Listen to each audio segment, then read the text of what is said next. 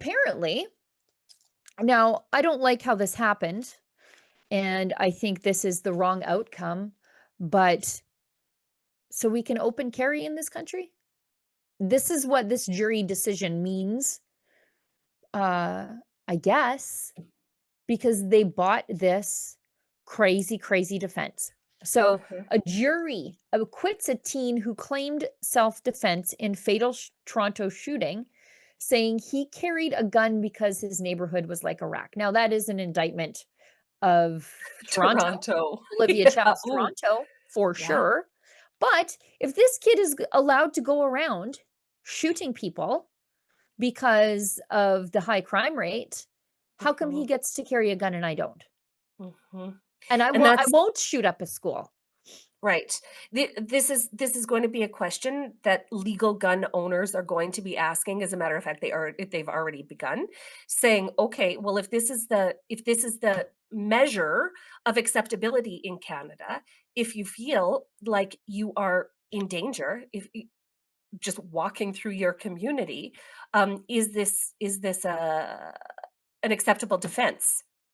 And a Right. jury has said yes. So yeah, is this what's Like, hap like, I love this for us, number 1. I love this for us. I don't think there should be any limits on where or when you use.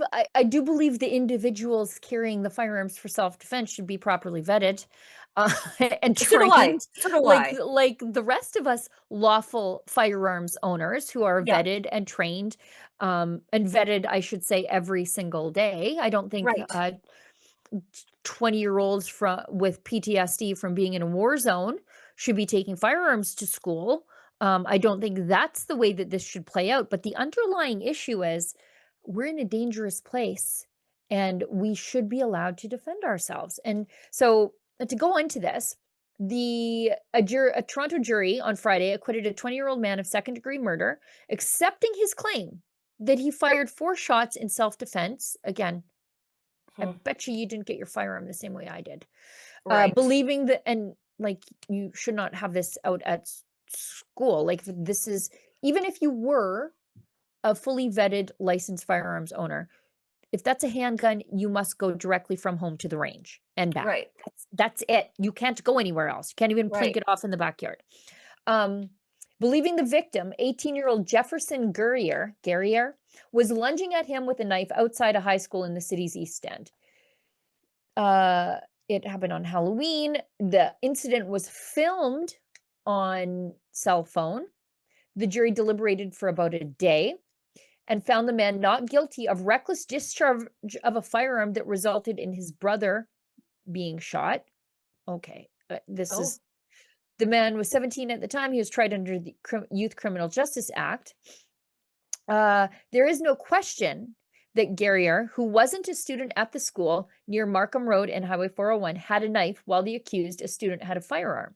In her closing address earlier this week, Crown Attorney Bev Olesko called him the most dangerous person at the school that afternoon.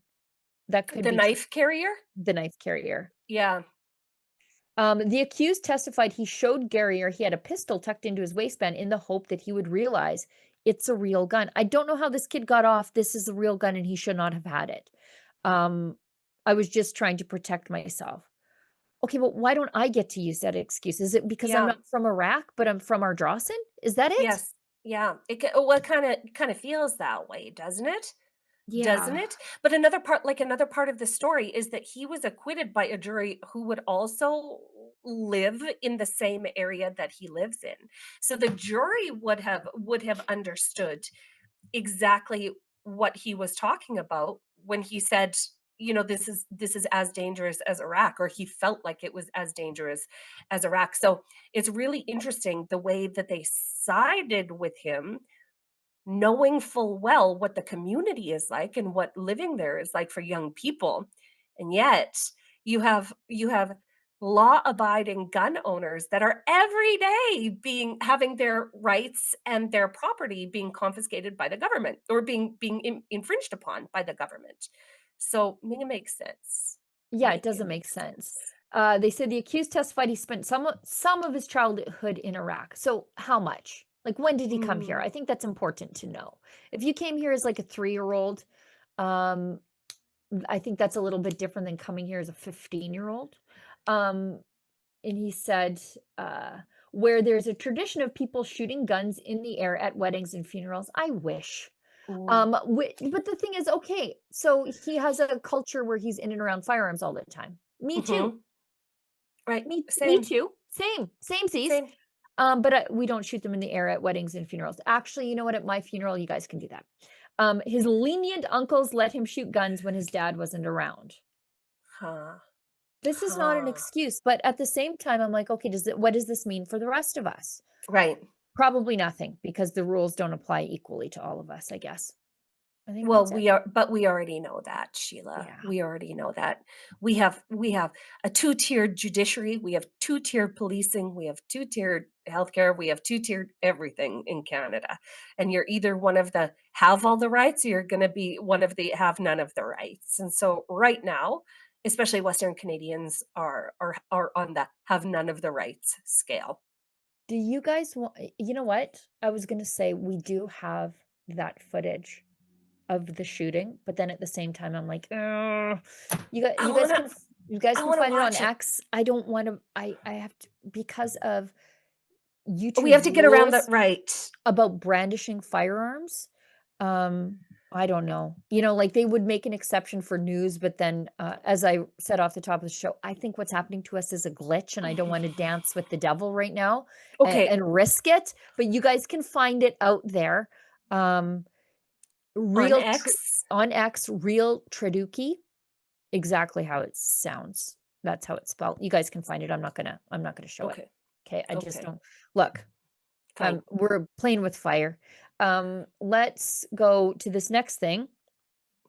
While apparently refugees from Iraq are okay to shoot at school and use self-defense, the RCMP, aided by the Carney Liberals, continuing to quietly move more firearms from non-restricted to prohibited. This time it's the Sterling Arms R9 MK1.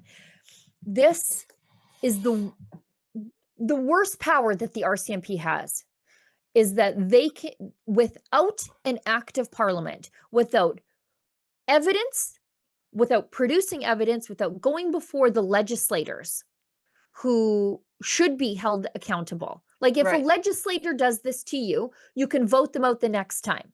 You can right. organize against them. But this is some firearms office nerd in a corner office, just without any sort of accountability, nameless, faceless RCMP nerd, Unaccountable bureaucrat. Yes. bureaucrat, not even like a guy in a uniform, just an unaccountable bureaucrat Yep. will ban your guns. And through their act, you become a criminal. You go to bed thinking, the R9 MK1, it's safely in the gun safe, stored the way it is. I did everything right to get it. It's non-restricted, so I don't even have to register it.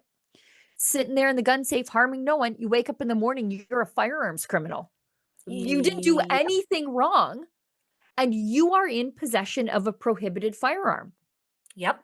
And this is why it's so important.